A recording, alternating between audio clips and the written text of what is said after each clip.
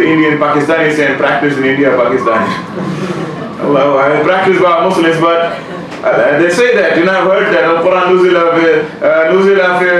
في مكة وقرئ في مصر وكتب في تركيا وعمل به في الهند. Allahu A'lam. But the Saudi Shaykh comes in by the house of his ustaz, but on a non-appointment, not on an appointment, just out of an appointment. And guess what? The Hafiz, the great Egyptian Shaykh, is busy listening to Kulthum. Kulthum was the greatest Arab singer. The younger generation don't know her, but all our fathers listening to her, Some openly, some secretly. But I'll tell you why. She was a great singer. She was a very modest woman, by the way. She was not one of these modern vulgar stuff. She was a very modest woman. And anyways, so this Shaykh was outraged. Shaykh, A'udhu Billah, my ustad busy listening to Kulthum. So he looked very angry throughout the whole sitting. So after the end of it, when he came and he greeted, the Shaykh opened and the music was playing. So when he opened the door, he saw a student, the Imam of the Haram, and the Imam looked with a very angry face. So the Imam of the Haram told his ustaz, the Egyptian ustaz, Ya Shaykh, هذا ما يجوز يا أخي إيش هذا أنت تستمع الموسيقى, you're listening to music, this woman singing, and started giving all the dalils, one after another, ya أخي, After he was done, and this is a true story, the Egyptian Shaykh said to the Imam of the Haram, his student in Tajweed, he said, Ya Shaykh, أنا عارف الحاجات دي كلها. Only an Egyptian who knows the accent will enjoy about it. He said, أنا عارف الحاجات دي كلها بس الست دي حاجة تانية. بس الست دي حاجة تانية. He said, أنا عارف الحاجات دي كلها بس الست دي حاجة تانية. You gotta know Egyptian slang to understand how that is said. But it basically means, he said, Ya Shaykh, to put it in English, he said, Ya Shaykh, I know all what you are saying. All the ayat and all the quotes, Ya Shaykh, I know all what you're saying, but she's something else. But she is something else.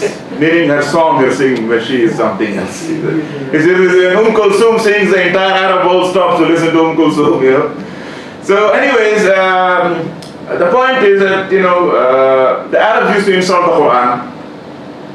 Quran, but they all went to listen to it. They all loved listening to it. So that's why he says here, don't be surprised that jealous guys want to deny the Quran, but they know very well how beautiful it is.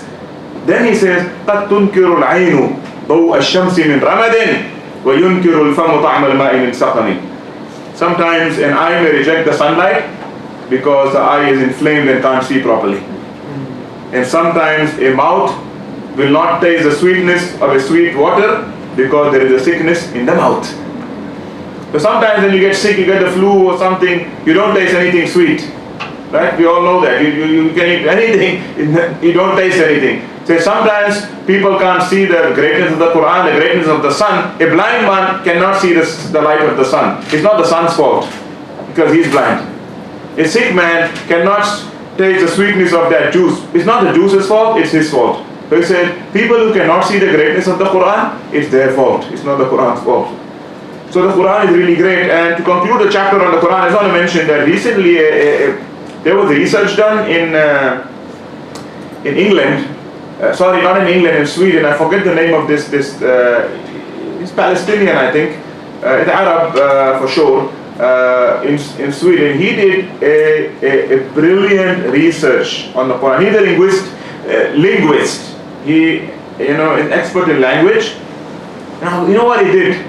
In language, if this book is written by me, this book you don't know who wrote this book. There's no name on it. And now you discover these two books together. Now you want to know who wrote this book. This book has got a name on it. So what they're doing, and some people are saying, well, this is also written by the same guy. Others saying, but there's no proof. In language, there's a experiment they do where they compare the language and the words and the construction of sentences in this book and the other book to see how similar they are. How similar they are. If they discover that more than 50% of the sentences and the words used are similar, then they know more or less that it's the same guy that wrote this book. Because the same sentence, the same style, the same, you know it. If it's more than 50% is different, then they know that the author of this and this are two different people. They cannot be the same people because it's too different. The language used is here and here, the words used, the sentence used, the type of. Now, guess what this guy did? He compared the language and the vocabulary of the Quran with the language and the vocabulary of the Hadith. And guess what he came out with? He came out with an amazing result that 80% of the words used in the Hadith are not used in the Quran. And 80% of the words used in the Quran are not used in the Hadith. In linguistic studies, 50% is enough to prove that the two are written by two separate people. Here it's 80%, which proves without a doubt that the author of the Quran cannot be the author of the Hadith, and the author of the Hadith cannot be the author of the Quran. Cannot be. It's humanly nearly impossible.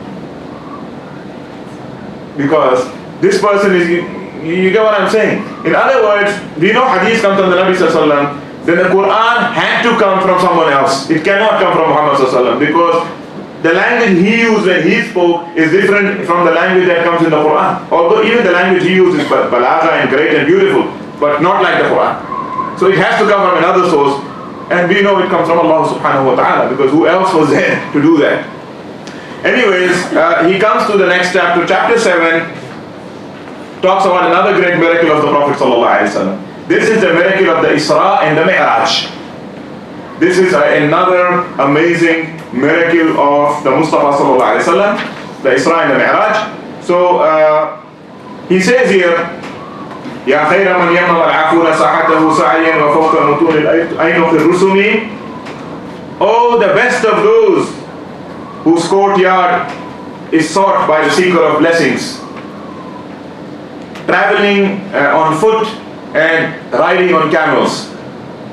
Oh, the best of those to whose courtyard people flock for blessings, whether they come walking or whether they come riding on camels.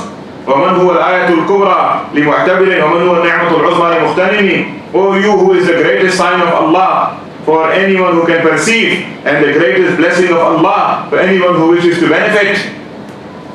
سَرَيْتَ مِنْ حَرَمٍ لَيْلًا إِلَى حَرَمِي كَمَا سَرَى الْبَدْرُ فِي دَاجٍ مِنَ الظُّلَمِ. Again, some of the most beautiful lines ever written in praise of the Isra and the Mi'raj.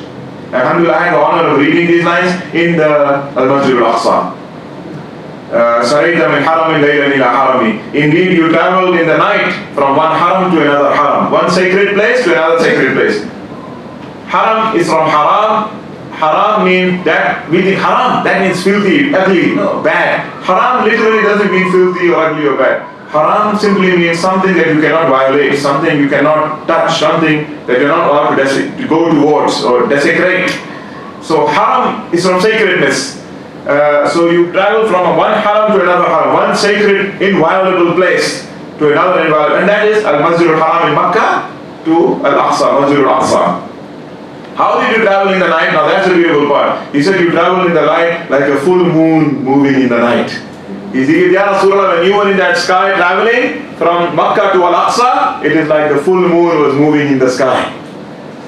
وَبِرْتَ تَرْقَى إِلَىٰ أَنْ نِلْتَ مَنْزِلَةً مِنْ قَابِ قَوْسَيْنِ لَمْ تُدْرَكْ وَلَمْ تُرَمِ. And indeed, you kept on ascending on that night from Sama, Sabi'a, Sama, Al-Ula, Taniya, Thalita. You went from the first heaven to the second heaven to the third heaven. You know, it's in the Hadith. Until you went to a maqam that no man can ever reach and achieve. No man can reach there or achieve. You went Qaba Qawsayn, which is in the Quran, 2 bows lengths distant from the presence of Allah subhanahu wa ta'ala. A station never achieved by anyone before, nor can be achieved by anyone after you. By the way, when he called him the full moon, that's from the hadith of the Sahaba, described him, Kana wajhuhu kal badr. His face was like the full moon.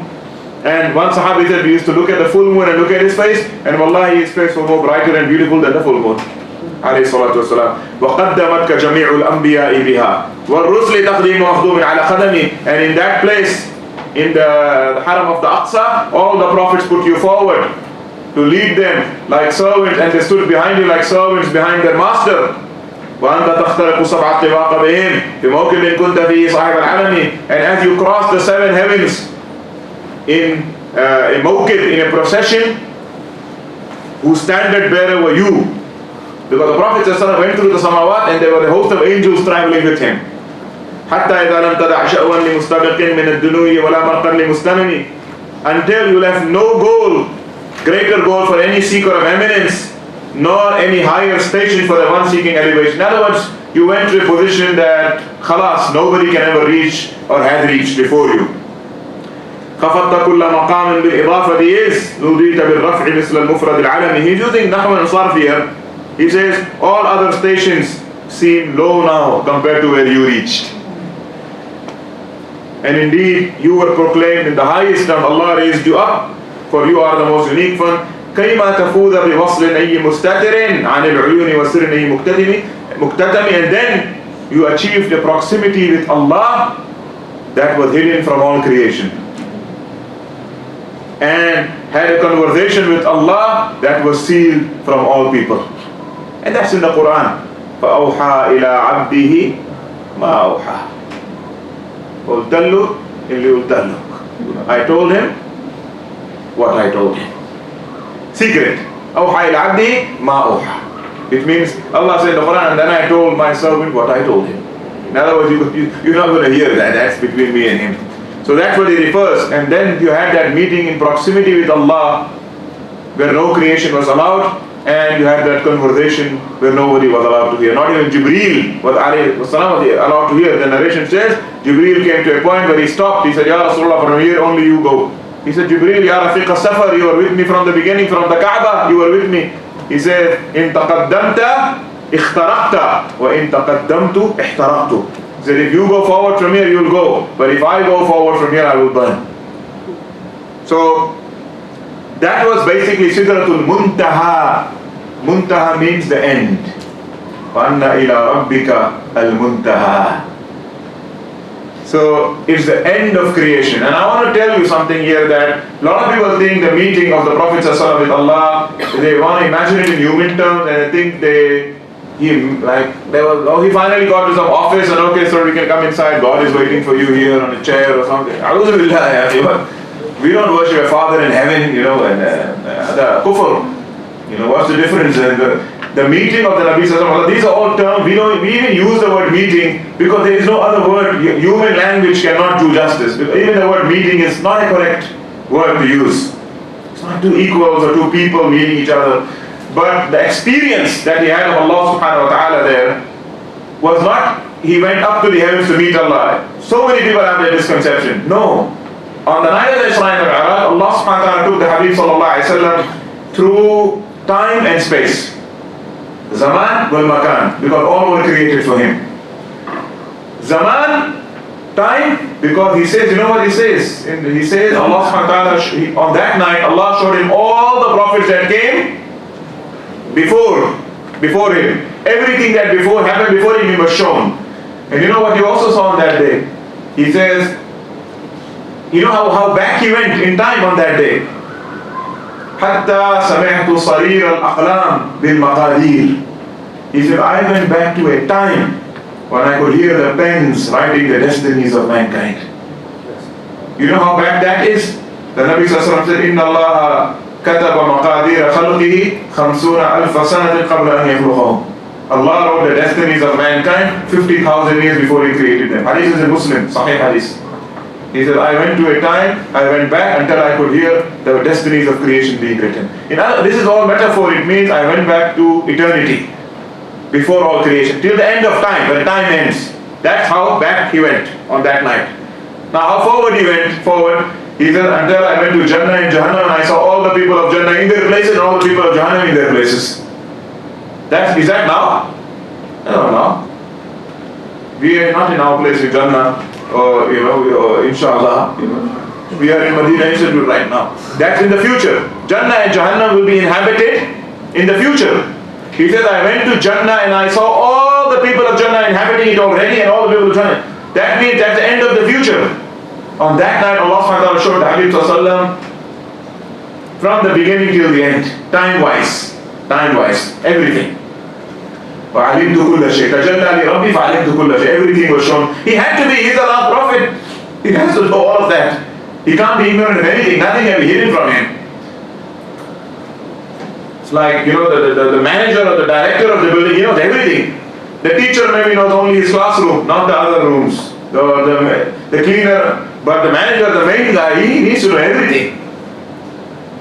That's in time. In space, Allah subhanahu wa ta'ala showed the Nabi sallallahu alaihi wasallam first the earths, everything on this earth, and the lower parts, which is the Jahannam and all that. And then Allah showed in the heavens, the 7 heavens, 1 through 1, 2, 3, 7 of them. Then Jannah, the Arsh, the Kursi, the Sidratul Muntaha, the end of all creation, the roof of creation, as they say. Saqful Wujud. Now, after Allah had shown the Prophet ﷺ all creation, past and present, lower and higher, after all that was done, he was given the experience of Allah beyond time and space. After he was done in viewing time and space, he was given the experience of Allah Azza wa Jal beyond time and space. خلاص خلصنا من الزمان والمكان يا أخي. الآن حيث لا زمان ولا مكان وكان الله وهو على ما عليه كان. I'm going to repeat that. After he was done with the experience of time and space, all time and all space, he experienced Allah subhanahu wa ta'ala beyond time and beyond space. And Allah can only be experienced beyond time and beyond space. It wasn't sometime where 2 guys sitting with each other and meeting each other. Not like that. And Allah's tajalli happened at that time, and that can only happen when all time and space disintegrate and finish. وما بعد ذلك, after that is اللهم صل على سيدنا محمد. So that is all the sir. That's why it says وَأَوْحَى إِلَىٰ عَبْدِهِ مَا أَوْحَى. That's when Allah revealed to the Nabi sallallahu alaihi wasallam what was revealed to him in that maqam. And that's why they say his mu'jiza wasn't going there, his mu'jiza was coming back. Because when somebody becomes finished in Allah at that stage, to come back in time and space after that, after going out of them, which is mind-boggling, to come back, shows you the status of the Mustafa sallallahu alaihi wasallam. They came back to milk his goat and listen to the insults of the ignorant, and wives were sometimes shouting at him, and people, and he sat down with the Sahaba in the masjid. After that, it is mind-boggling, wallahi. Me and you just had one glimpse of what he saw on the Sirah and History. You think I am the wali and the greatest Shaykh on earth, and I am, he'll go Majnoon and Maghrur, and he came back after all of that and acted like as if nothing happened, Assalamu alaikum, mashallah, how are you, Abu Bakr, mashallah, just normal life, and you know what he saw, you know where he went, subhanallah, man tawara lillah rafa'ahu Allah. فحزت كل فخار غير مشترك وجزت كل مقام غير مزدحم. You attain every excellence without equal. You pass through every station beyond others. وجل مقدار ما وليت من رتب وعز إدراك ما أوليت من نعم. Sublime were the ranks that were granted to you that night, and it is beyond our comprehension the station that was given to you on that night. بشرى لنا معشر الإسلام إن لنا من العناية ركنا غير منهدم. Glad tidings the people of Islam. Allah has given us a pillar of attention and support that can never be destroyed. Glad tidings the people of Islam. Allah has given us a pillar of support that can never be broken. That pillar is Rasulullah sallallahu alaihi wasallam. That is our pillar that can never be broken. That's why one of the tafsirs of وَاعْتَصِمُوا بِحَبْلِ اللَّهِ جَمِيعًا وَلَا تَفَرَّقُوا. They asked, I think Ibn Abbas, they asked him, the ayah means hold on to the rope of Allah together and don't leave it. They asked Ibn Abbas, what is this rope of Allah that we should all hold on to? There are many tafsirs, Quran, Deen. He said, Rasulullah sallallahu alayhi wa sallam. He is the rope of Allah that we should all be holding on to. Even the Quran you can't understand without the Sunnah anyway. So if you be Quraniyin now, the Quran, hold on to the Quran, leave all the Tahmishun Nabi, sideline the Prophet sallallahu alaihi wasallam, Quran or whatever it is. Shia, Sunni, the Shia say the Prophet's family, the Sunni say the Prophet's companions, the Qurani says the Prophet's book. It's all about the Prophet. It's all about the Prophet. If you take the Prophet out of the picture, everything else falls apart. Nothing else had any value after that. He is Hablullah sallallahu alayhi wa sallam. He is the only thing that can unite Muslims anyways, the love of the Prophet alayhi salatu wasalam. لما دعا الله داعينا لطاعته بأكرم الرسل كنا أكرم الأمم. He said when Allah called our messenger, our caller to him, بأكرم الرسل, through the greatest of the prophets we became the greatest of nations. Through the greatest of the prophets we became the greatest of nations. It's because of him sallallahu alayhi wa sallam. أنتم توفون 70 أمة سبقت أنتم أكرمها على الله عز وجل. Allah said, you are the 70th nation from nations that came before, but you are the most valuable and precious to Allah from all of them.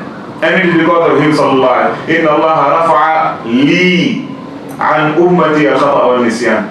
إن الله رفع لي عن أمتي. So ورفعنا لك ذكرك. Ya Rasulullah, we have raised up for you your maqam. So that's why on the day of Qiyamah, when everybody, although he is the last prophet, but he will be the first to enter Jannah. His ummah is the last ummah, but they will be the first to enter Jannah. Hadith, Sahih. He is the last prophet, last in the queue, but the first to enter. So that's his maqam. Then he says the 8th chapter is the martial study of the Prophet, the jihad. Talks about the jihad. The Prophet ﷺ, to show that Prophet ﷺ wasn't only a traveler in the skies, but he was also a warrior on earth. مش فقط the Prophet ﷺ is just a traveler in the skies, flying on the Buraq there with Jibreel and Mikael. That's all great, and that is a greater thing, of course.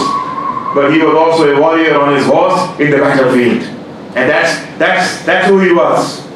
Some people, they become so engrossed in the mystical experiences, especially in Tasawwuf and Sufism, they so drown in their dreams and karamat, and I saw this and I heard that, and I was there in Al-Quds yesterday, and mashallah, we don't deny what, but then you see in action out there, they are lacking. They're not doing anything, or very little.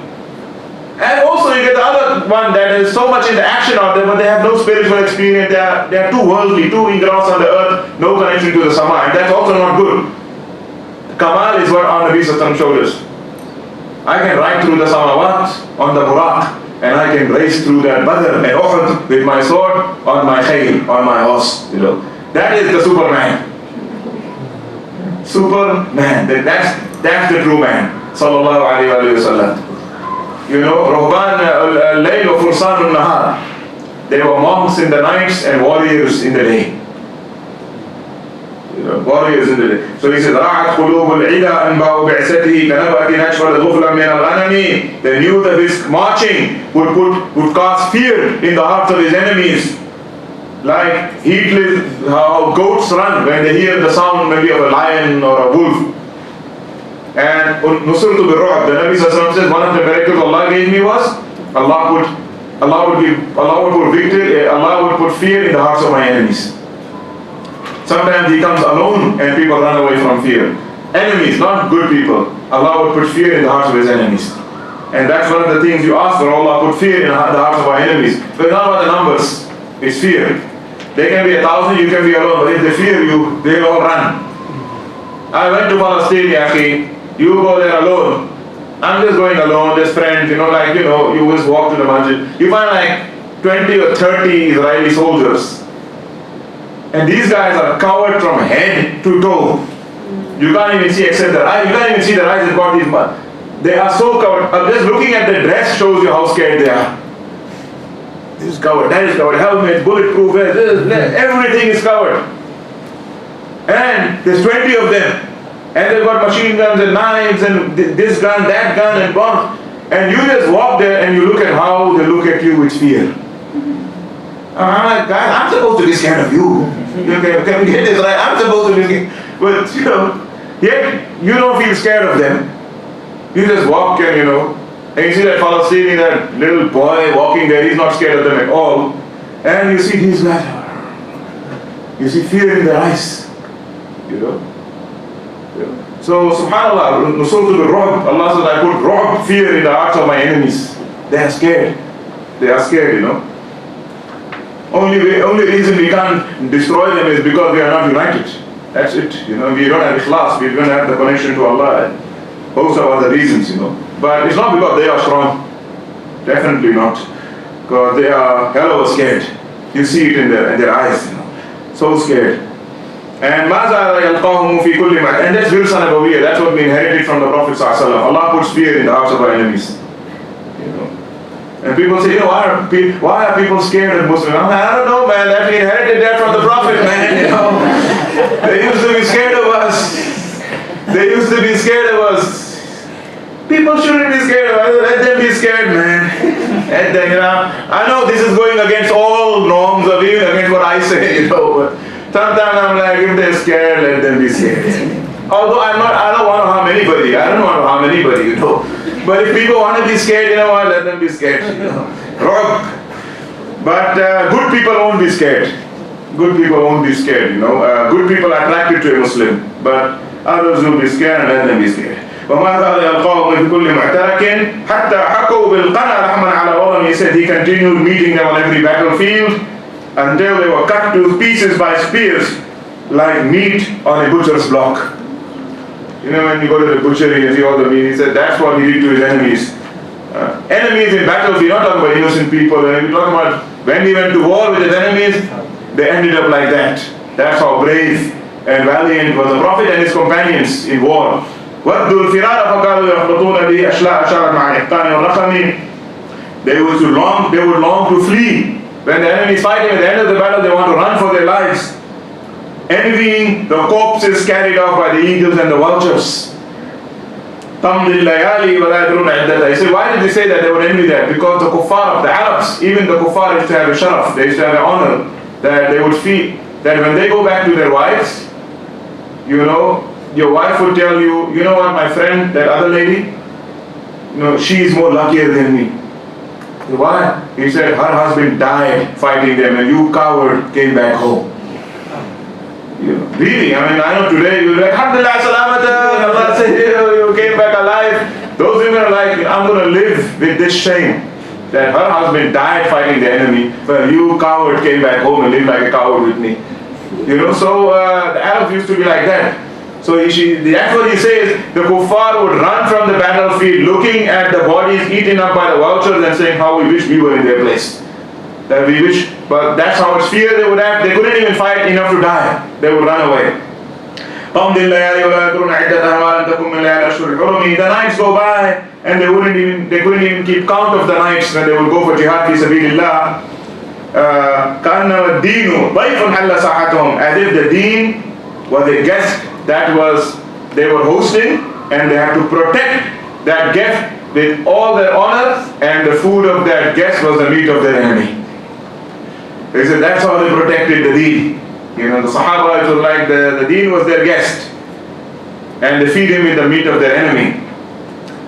يجر بحر خميس فوق سابحة يرمي بموج من الأبطال ملتطم, bringing in its wake a sea of armed men upon horses, hurling forth waves of brave warriors. It's like the Prophet and the Sahaba when they go to battle, it is as if the Prophet is the sea and the Sahaba who are fighting are like the waves that he throws forward to the enemy.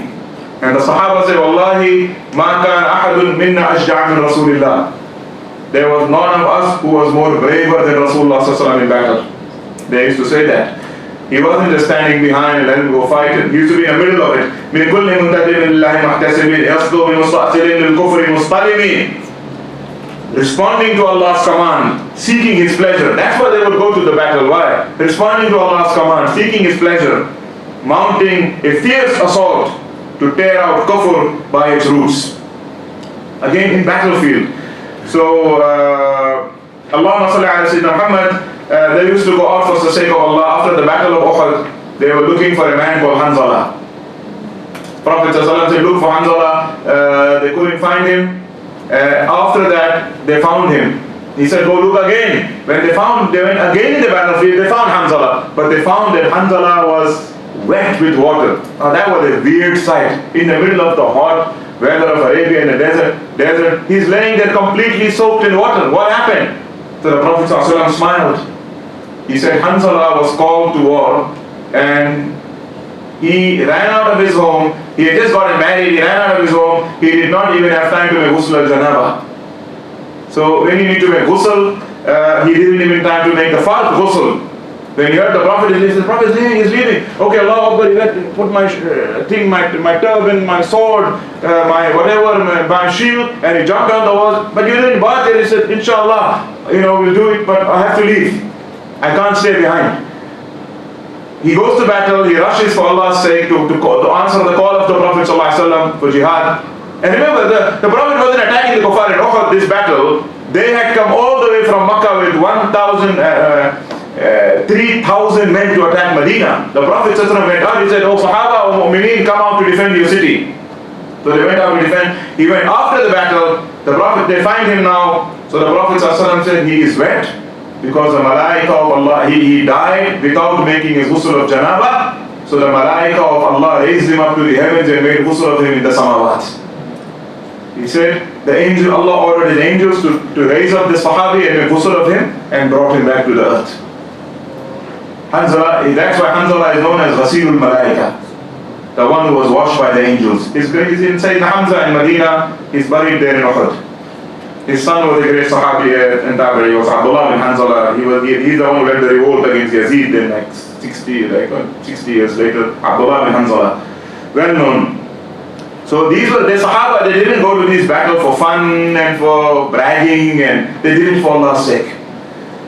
There was one Sahabi, he came to battle. He accepted Islam just before the battle. He said, Ya Rasulullah, I'm a Muslim now. What can I do? I want to be with you guys. He said, we're going for jihad to defend our city, our deen.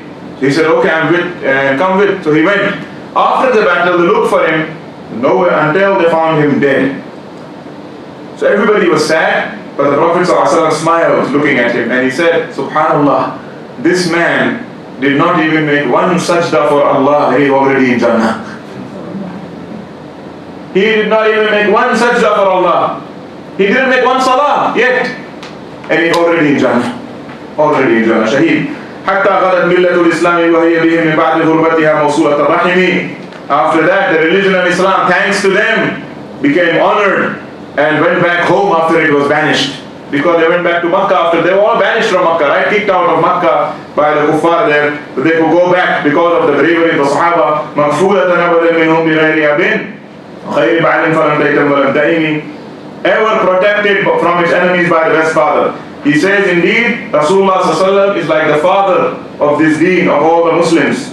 And he is also like the husband or the spouse of this millah. Millah is feminine, so he is like the husband of this ummah. Ummah is feminine. So therefore, this ummah will never be orphaned and this ummah will never be widowed. Again, it's poetry, it's figurative. He says this ummah will never be orphaned. Lam taytam wa lam ta'imi. And this ummah will never be widowed. Because his father is Rasulullah, his husband is Rasulullah, his protector is Rasulullah ﷺ. Then he says about the Sahaba, Humul Jibal, فَسَلْ عَنْهُمْ مُصَادِمَهُمْ مَاذَا رَى مِنْهُمْ بِكُلِّ مُصْطَرَمِ. They are the mountains. So ask the one who went to attack them, what happened to him when he attacked them. But what happens when you attack a mountain? You just break your own head. وَسَلْ بَدْرًا وَسَلْ حُنَيْنًا وَسَلْ أُحُدًا. He said, ask Badr, ask Hunayn, ask Uhud. فُصُولَ حَقْفٍ لَهُمْ أَدْهَى مِنَ الْوَخِمِ. How calamitous were those days on the enemy. And in Hunayn, when everybody left the Prophet ﷺ in a surprise attack by the kuffar, the Prophet ﷺ rushed alone towards the enemy with his sword. Everybody left and the kuffar attacked by surprise, and the surprise shook the Muslims and they all ran away. They didn't run away from the battle, but they ran away out of the battlefield to prepare for a comeback. But when everybody was gone, Sallallahu Alaihi Wasallam was alone there. He took out his sword and he rode towards the enemy, shouting, Ana Nabiyyu la kazib, Ana ibn Abdul Muttalib. I am the Prophet without a doubt. I am the son of Abdul Muttalib. And he rushed towards them. They said, Wallahi, in the history of the Arabs, the brave men of Arabia, they did not see a braver stand and a moment than the stand of the